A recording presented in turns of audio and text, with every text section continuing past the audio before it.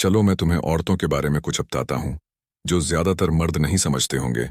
ऐसे मोमेंट्स होंगे जब एक औरत तुम्हें इग्नोर करेगी, और ज्यादातर मर्दों के लिए यही वो मोमेंट होता है जब डाउट उन्हें घेर लेता है, जब वह एक कैटिकोल्ड विंड ऑफ इमोशंस में खो जाते हैं। वो सोचने लगते हैं कि उन्होंने क्या गलती की या वो क्यों रिस्पॉन्ड नहीं कर रही। लेकिन यहाँ है सच, एक ऐसा सच जो तुम्हारा नजरिया बदल देगा।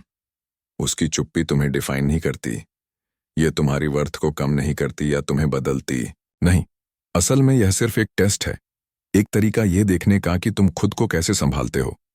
तुम यहां आए हो स्टोइक वे सीखने, अपने आप को मास्टर करने, नॉइज से ऊपर उठने और अपने ईगो को डिसमेंटल करने बिना एक उंगली उठाए।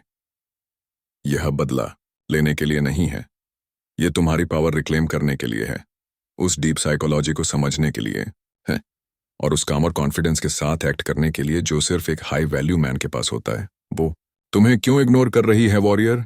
एक औरत की चुप्पी एक हार्ट ब्लॉक की तरह लग सकती है। दर्द होता है क्योंकि हम प्रोग्राम्ड हैं वैलिडेशन ढूंढने के लिए, अप्रूवल पाने के लिए, खासकर उनसे जिनकी हमें परवाह होती है। लेकिन अगर मैं कहूं कि उसका तुम्हें इग्नोर करना उसके सबसे बड़े गिफ्ट्स में से एक हो सकता है। हाँ, तुमने सही सुना, एक गिफ्ट। ज्यादातर मर्द पहले ही डिस्टेंस के साइन पर क्रम्बल हो जाते हैं, लेकिन हम नहीं। हम इसे एक अपॉर्चुनिटी की तरह देखते हैं, एक मौका खुद को और गहराई से समझने का। सोचो, उसकी नॉन एग्जिस्टेंस तुम्हें इतना क्यों अफेक्ट करती है? क्या तुम्हारी वर्थ सच में उसके अटेंशन से जुड़ी है? मार्कस ऑरेलियस ने एक विशाल एम्पायर रूल बदबूल किया, लेकिन कभी दूसरों की ओपिनियन से खुद को स्वे नहीं होने दिया। उसने समझा कि लोग आते जाते रहते हैं और हम उनके एक्शंस को कंट्रोल नहीं कर सकते, सिर्फ अपने रिस्पांस को कर सकते हैं। उसकी चुप्पी तुम्हारी वर्थ का रिफ्लेक्शन नहीं है, बल्कि उसकी खुद की इंटरनल स्ट्रगल्स का है। ये मोमेंट वॉरियर वो पल है जब तुम खुद को बाकी सबसे अलग कर सकते हो। डेस्पिरेशन से रिएक्ट करने की जगह पॉज करो, समझो कि उसका विड्रॉ एक टेस्ट है, एक मोमेंट है अपनी स्ट्रेंथ रिफ्लेक्ट करने का। शायद वह तुम्हारा पेशेंस टेस्ट कर रही है, या शायद वह अपनी खुद की प्रॉब्लम से जूझ रही है, या हो सकता है उसे बस तुम पसंद नहीं हो। पर फर्क क्या पड़ता है? फर्क इस बात से पड़ता है कि तुम रिएक्ट कैसे करते हो। इग्नोर किया जाना रिजेक्शन नहीं है, यह एक रिमाइंडर है कि तुम्हारी वैल्यू किसी और से इंडिपेंडेंट है। एम्ब्रेस करो जो तुम चेंज नहीं कर सकते। वॉरियर एक्सेप्टेंस में पावर होती है। स्टिक्स की सबसे बड़ी टीचिंग्स में से एक है उन चीजों को एक्सेप्ट करना जो हमारे कंट्रोल में नहीं है। जब एक औरत तुम्हें इग्नोर करे तो तुम्हें एक्सेप्ट करना होगा कि तुम उसके अटेंशन को फोर्स नहीं कर सकते, और तुम्हें ऐसा करना भी नहीं चाहिए। यही वह जगह है जहां ज्यादातर मर्द गलतियां करते हैं। वह उसे वापस जीतने की कोशिश करते हैं, अपनी एफर्ट्स को बढ़ा देते हैं या फिर अपनी सेल्फ एस्टीम को गिरा देते हैं। पर क्या हासिल होता है? उस चीज के पीछे भागकर जो भी तुम्हारे कंट्रोल में थी ही नहीं। कुछ नहीं, सिर्फ वेस्टेड एनर्जी। बायोलॉजिकली औरतें टेस्ट करने के लिए प्रोग्राम्ड होती हैं, चाहे कॉन्शियसली या सबकॉन्शियसली। वो मेजर करती हैं कि तुम्हारे इमोशंस पर उसका कितना इन्फ्लुएंस है। अगर तुम रिएक्ट करते हो तो तुमने उसे वही दिया जो वह चाहती थी, फॉर्मेशन की उसके पास तुम्हारे ऊपर पावर है। पर एक स्टोइक मैन के तौर पर तुम सिचुएशन को जैसा है वैसे एक्सेप्ट करते हो और उसका कंट्रोल छीन लेते हो। एक्सेप्टेंस एक वेपन है।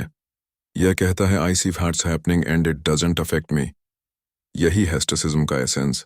सेनेका ने कहा था, we suffer more in our imagination than in reality. तुम्हारा माइंड तुम्हारा सबसे बड़ा बैटलफील्ड है। 3 उसकी लाइक ऑफ कम्युनिकेशन के ऊपर खुद के लिए सफरिंग क्रिएट करना बंद करो। फोकस करो उन चीजों पर जो तुम्हारे स्फीयर ऑफ इन्फ्लुएंस में हुए हैं।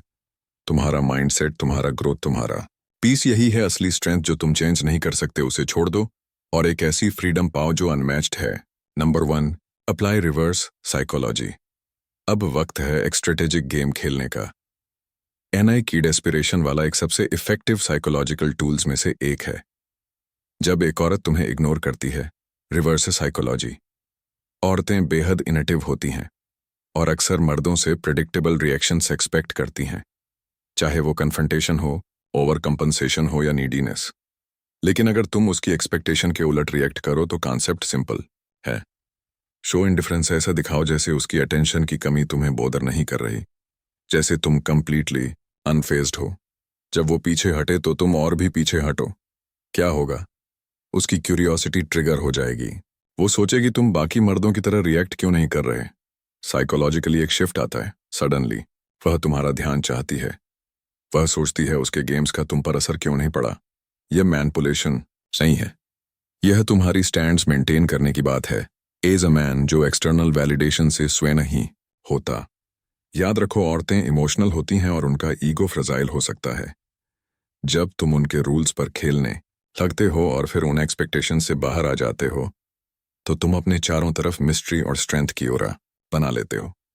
वो तुम्हें चस करने लगती है क्योंकि तुम हार्ड टू गेट एक्ट नहीं कर रहे, बल्कि जेन्युइनली तुम्हें उसकी अप्रूवल की जरूरत ही नहीं है।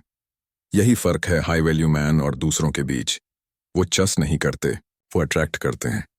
Number 2, focus on an improving your self. Gentleman जब एक औरत पीछे हटती है तो इनसिक्योरिटी की तरफ जाना आसान है, सोचना कि तुमने क्या गलत किया। पर मैं तुम्हें एक सच्चाई याद दिला दूं, the best revenge is massive success. जितना ज्यादा तुम फोकस करते हो अपने स्ट्रांगेस्ट, स्मार्टेस्ट और मोस्ट डिसिप्लिन वर्जन में ट्रांसफॉर्म होने पर, उतना ही कम उसकी एक्शंस मैटर करती हैं।